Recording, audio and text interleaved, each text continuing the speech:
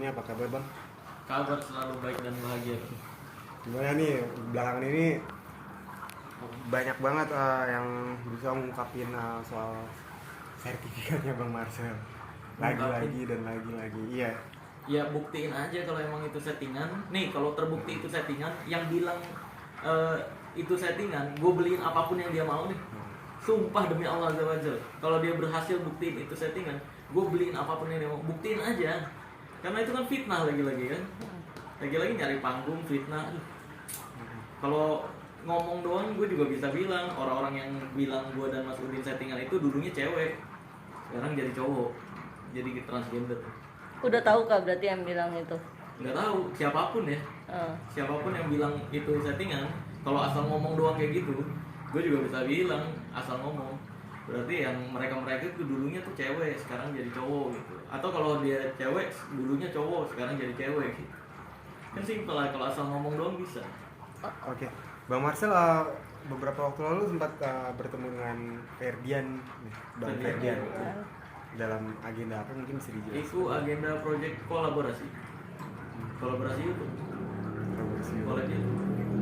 Oke, Kak Ferdian sendiri udah ngomong bahwa emang nama kamu ada di IBH itu dan Ya, memang nyatanya memang ada nama asli kamu. Iya, tanpa Ferdian ngomong pun ya masyarakat juga bisa ngecek itu dari tahun 2012. Ada, memang ada. Cuma kan aneh kan, terbukti kan fitnah-fitnahannya kan.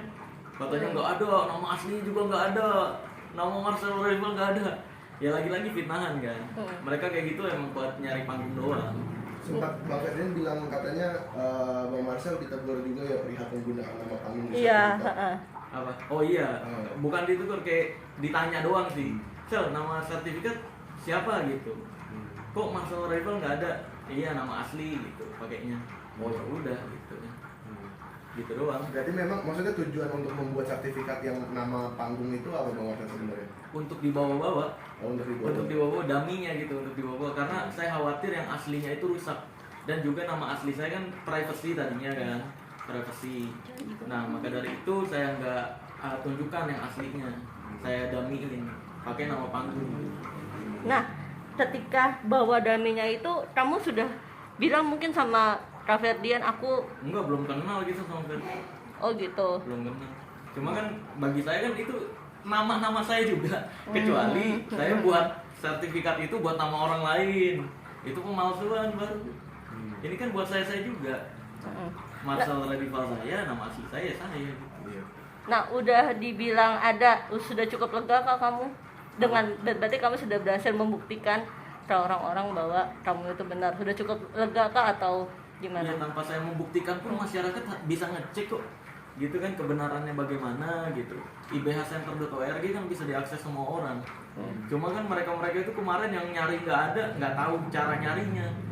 Di situnya nomor anggota tapi nyarinya pakai nama. Kan aduh. Ya kayak gitulah, mungkin nggak ngerti internet mungkin ya, gaptek mungkin.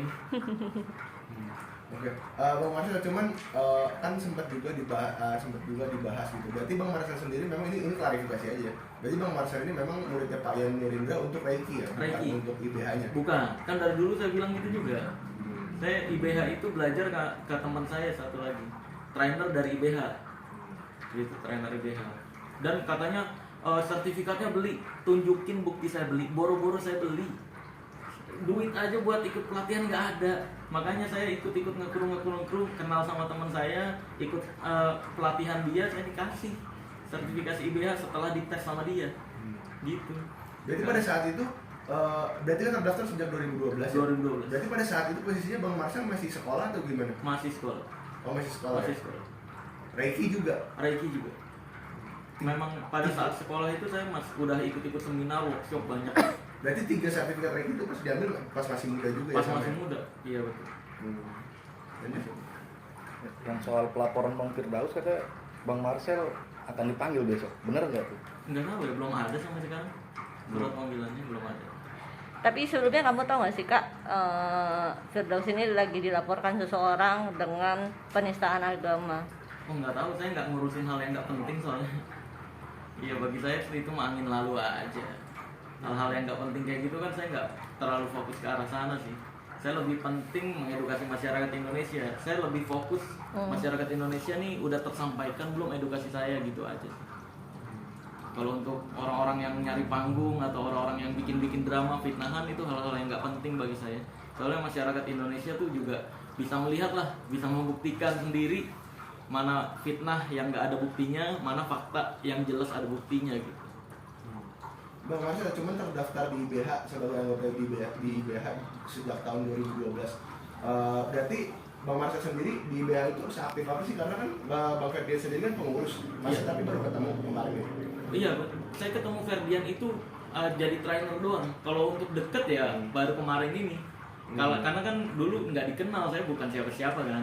Saya cuma peserta biasa. Ketemu Ferdian itu pertama kali kalau saya pribadi di IHS namanya, Indonesian Hypnosis Summit. Acara pertemuan para praktisi hipnotis 1 tahun sekali, IHS.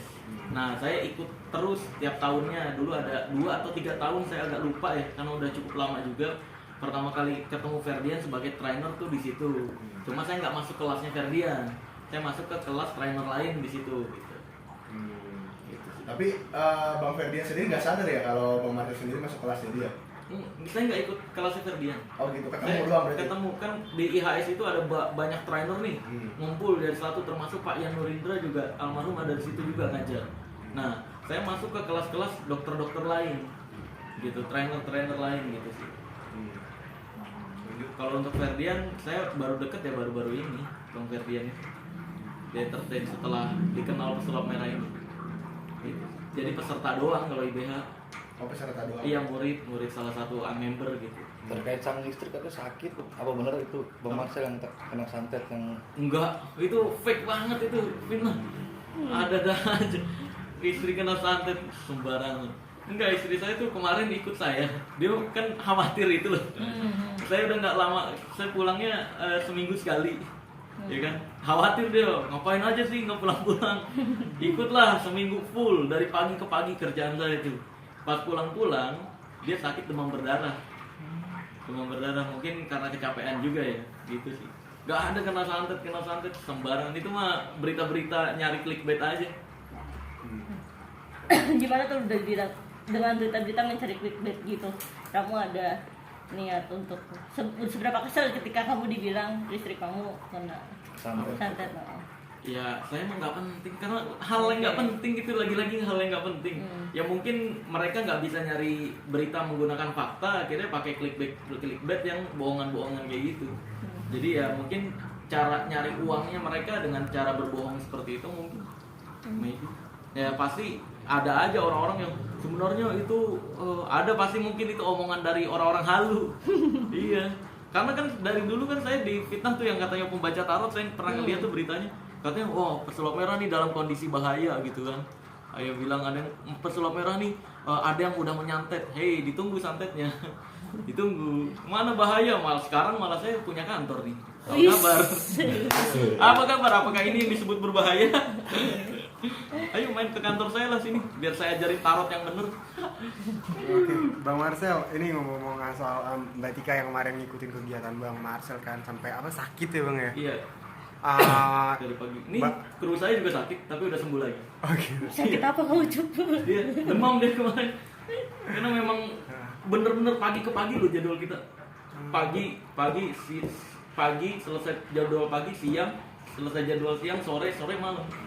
Oh, Bener, itu sehari yang juga. yang ngajak kegiatan ikut kegiatan Bang Marcel itu dari Bang Marcelnya sendiri atau Mbak Tika? Istri saya sendiri yang dia mau ngikut karena kan gitu. khawatir. Khawatir. Gitu kan. Iya, khawatir jangan-jangan tidur di mana nih, pulang ke mana gitu. Dia saya ajak, saya emang gak ada yang ditutup-tutupin gitu. Saya ajak, ternyata dia kecapean sendiri. Karena kan kalau sayanya kan aktivitas, kru saya juga bawa alat, sedangkan dia di lokasi ya makan duduk, jadi nggak kurang aktivitas, kecapean juga. Ikut-ikut di dalam mobil kan, mobil juga banyak barang sempit, nah mungkin itu dia capek. Berarti udah ke dokter Bang? Udah dikasih, udah perawatan demam berdarah juga. Terus lalu mungkin apa responnya dari dia setelah ngikutin kegiatan Bang Marcel kan Itu apa? di apa terlepas dari kecurigaan segala macam udah ngikutin kegiatannya itu gimana dia sekarang? Mungkin Dia lebih sekarang nggak khawatir lebih khawatir. justru lebih khawatir. Enggak kan, karena kan saya genit-genitan itu emang ngebangun branding ya. Saya kan ngebangun branding nakal-nakalan dari awal ketemu dia, awal kenal sama istri saya tuh dia udah tahu saya ketika kerja tuh ngebangun branding genit-genitan gitu kan. Nah ketika dia ikut kerja ternyata banyak fans-fans wanita yang fotonya mepet-mepet gitu kan. Nah dia ngelihat di situ lebih khawatir lagi, wah takut pesulap merah ngerespon ketika di DM sama atau di tag sama fans-fans wanita ini gitu. Kan seksi-seksi banget kalau apalagi jadwal-jadwal malam ya. Fans wanita itu seksi-seksi banget, ada yang meluk-meluk dan sebagainya. Jadi waktu ikut kegiatan panjang hari itu lebih itu ya, lebih kayak Lebih was-was, jadi sekarang lebih sering Santai. ngecekin inbox Instagram sih. WhatsApp ya. Tapi media sosial dipegang istri juga berarti. Enggak. Cuma kalau pas ketemu aja jadi ngecek nih, kamu aku cek gitu. Dicek satu, ini siapa nih? Ini siapa? Kayak gitu sih. Kak, Kocak jadi. dengan kayaknya semua tuh lagi berpihak kepada kamu nih, dengan kamu kantor baru, Rara juga nggak ada kabarnya sekarang si Pawang Hujan, Firdaus malah dilaporin gitu Iya. kan.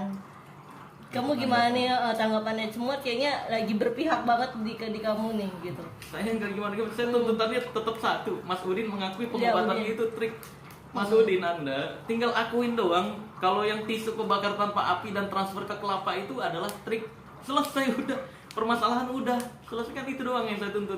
Pengen pembuktian, ini malah jadi ke sertifikasi, fitnah sertifikasi. Ada lagi fitnah bapak angkat.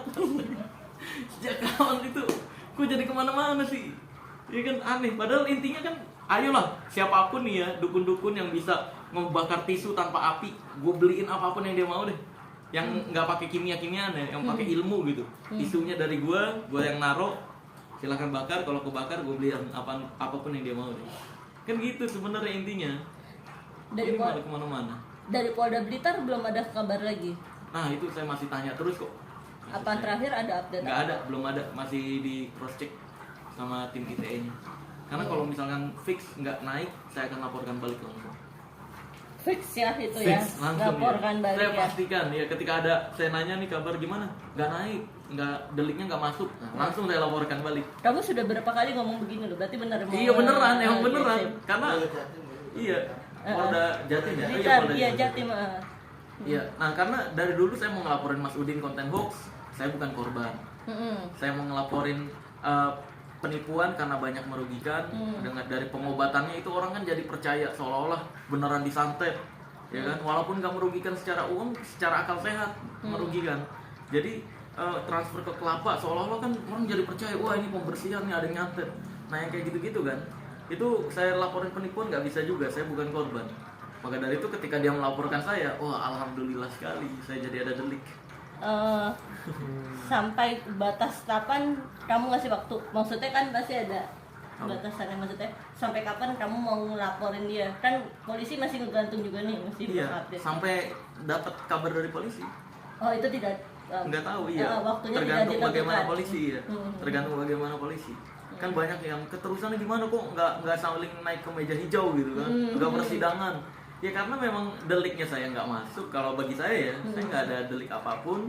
Terus juga laporan deliknya naik atau enggak, dilanjutin atau enggak, belum ada kabar sampai sekarang. Rencananya mau di sini apa di Jawa? Apa? Tengah laporinnya kalau seandainya. Laporannya? Iya di sini, di sini. Oh di di sini. sini ya. Iya, biarin dia yang suruh kesini gantian. Capek-capek lu. Kita juga Coba nggak usah rasakan jauh-jauh ya. ya. Ke sini ke Jakarta tanpa ada yang membiayai. Kayak yang saya rasakan dulu. Sekarang difitnah lagi ada yang membiayai saya ke Blitar. Nah, kalau memang misalkan ada, tunjukin bukti transfernya, siapa orangnya. Kalau ada silahkan. Saya pastikan kalau misalkan ada yang berhasil membuktikan, saya beliin apapun yang dia mau deh. Ini fitnahan-fitnahan ini nggak ada buktinya sampai sekarang kan. Iya. Kalau dibiayain ngapain saya naik kereta? Naik aja pesawat. Naik kereta lama, 14 jam lagi. Ekonomi lagi saya naiknya.